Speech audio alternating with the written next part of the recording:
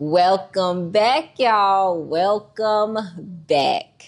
Today, I got a book review for y'all. Two, actually. Two book reviews. So let's get into it. Okay. Like I said, two book reviews. The first one I want to talk about is What in Me is Dark, The Revolutionary Afterlife of Paradise Lost by Orlando Reade.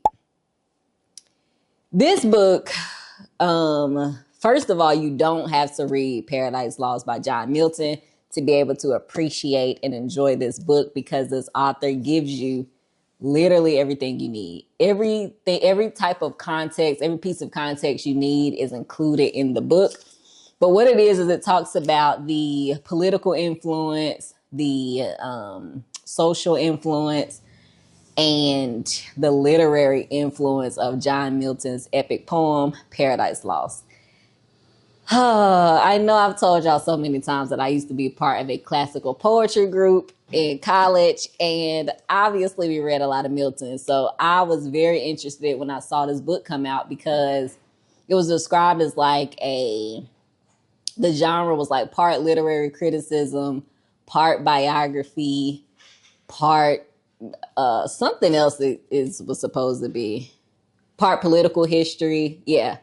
And how relevant, again, Paradise Lost was. So this talk, it breaks it up into different political leaders and figures, historical figures, and how they were influenced by Milton's poem. Whether that be that they were like their journals, that they had written certain things from the poem in, they cited it at certain times, or like how it influenced some of the decision making too. And it was just so interesting. Like, you had people, who did they mention? They for sure mentioned Malcolm X. They mentioned Thomas Jefferson and a lot of other people. I think it was like 17 total. And again, what their influence, how they were influenced by Milton's poem. And I just thought that was cool because, like, one, I didn't know that. Like, they showed like a picture of Thomas Jefferson's commonplace journal where he had written, like, handwritten out parts of the poem. They talked about when it was quoted, and how one poem like was used on two different political sides, two different sides of a revolution, to literally like promote it. Like, the same poem was interpreted two different ways, and was like, it just took on two totally different lives. And this book, for real, I enjoyed it. But it really made me think, like, how literature can take on a life of its own. Like, Paradise Lost is bigger than Milton. Yes, it's his and he did it, but like, it took on so many different forms. And again, it was revolutionary. So I do think the title is spot on, The Revolutionary Afterlife of Paradise Lost. But I also think too, like, I've read this multiple times, and not this book, but Paradise Lost. And still, the author of this book teaches it at like prisons to inmates. And it made me think, like, when you have to teach something and you're it's interactive, so you're getting something back from your students too. Like, it made him dive deeper into certain parts of the text. It made him explore different themes in certain parts of the text.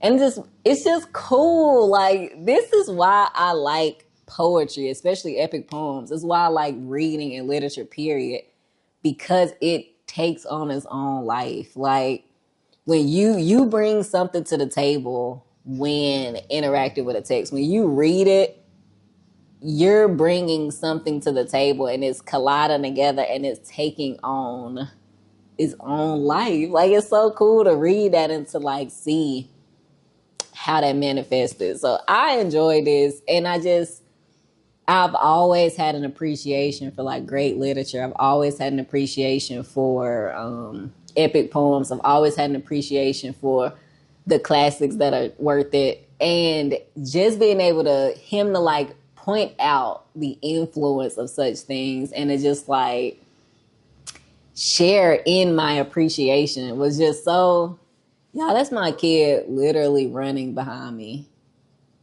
He act like he don't know recording. I'm sorry, y'all. I just saw him run through the camera. But anyways, to share my appreciation of the poem. And it made me think about when, like, this is about the influence of Paradise Lost, but it made me think about the influence of earlier authors too in current day works. So I love reading something and I could see the influence of earlier people. For example, I recently read Nowhere is a Place by Bernice L. McFadden. And I literally could feel the influence of Zora Neale Hurston. And it's so cool because you're like, wow. Or I'm reading like, I don't know, what did I read that just recently referenced Shakespeare? I can't remember what I read, but like you hear somebody reference it and you just like, that's crazy. Or I read James Baldwin and you can read some of his stuff and see what the influences are. Or like, you read, I don't know, it's just so cool, like to be able to just see that it's still alive and well after, you know, the life of the person that wrote it. And it's just here. Like people quote stuff all the time and you're like, dang, I know what that's from. It really like, and it fits across the board. So that was What of Me is Dark. I thoroughly enjoyed this. Even though it does say it's part biography, it does talk about the author's life and what he's done and how, you know, how he actively has an active role in like teaching and helping people understand Paradise Lost. I still feel like it was more so literary criticism and literary appreciation than biography and a political history. So that's book one.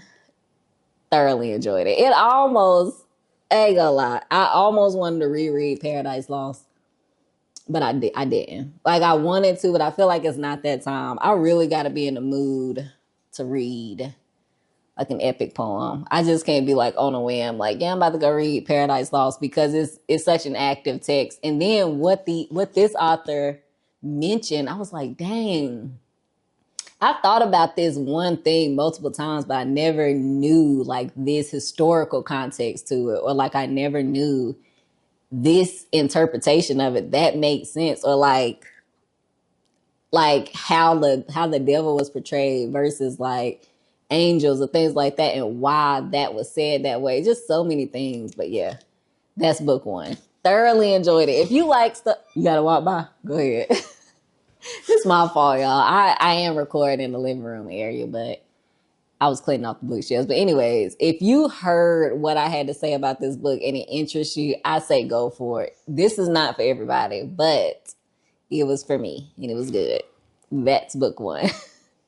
Okay, book two is Soil, the Story of a Black Mother's Garden by Camille T. Dungy.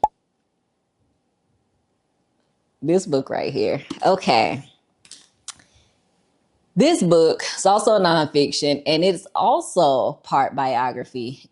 Did she describe this as a memoir?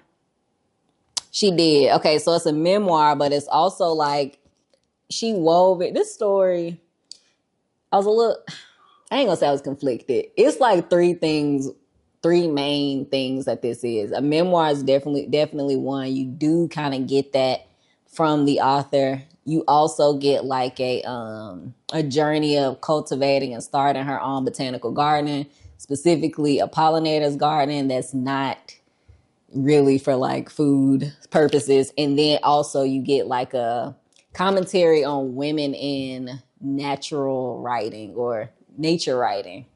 Women in the writing space focused on nature and how that historically has been white men, a little bit of white women, but really she hasn't seen Black women represented in that space and how she aimed to change that with this book. It was good. I enjoyed it. I didn't absolutely love it. We are gardeners. We have a garden. We've had a garden on and off for maybe like 10 years. We'll have one here and then stop, have one there and then stop. But this time we've had this garden consistently. And a lot of what she was saying in the book, I could like understand and agree with and be like, yeah, because to be real, like having your own garden, it is like very eye-opening. I kid you not. There's so much wisdom and so many parallels to life when you have your own garden. Like so many things you pay attention to It allows you to be present. It allows you to see, like, cultivate something, really take care of it, give it what it needs, and it will take care of you. Like, so it's beautiful life lessons around gardening, especially when you do it as a family. This book talks about being a mom and managing how that has changed over like a century, how it starts, how being present has changed, how the role of a mother has changed, how we're busier than ever, and what that looks like, and the fact that we try to do everything all at once and there's not enough to go around, how we're sleeping less, so many other things. So this gives a voice to a lot of women who feel like they're not doing enough. They're dropping the ball. They're not present. They're constantly like struggling between work and home balance, and you want to be present as a mom, but you got to have a job, and you also got a husband, and you also got these responsibilities. And then her thing was she had to find the time for writing. She had to make that time, but you don't want to take away from your main priorities. And so it's like all of that was expressed in here, and a very strong theme of it's okay to not know what you're doing. It's okay to start something new. In her case, starting a garden when she had no idea about gardening. In her case, learning how to like navigate through 2020 times where everything had changed and she was a mom and now her kid at home, and now, she got to travel, but she want to be present with her kid and stuff like that. So it was a good book. I resonated with quite a bit of it. Wasn't the best book I read, but it was enjoyable. So that's it, y'all. These two. That's it. If you've read any of these, let me know. And if you haven't and want to read it, I'd love to hear which one. See y'all on the next one.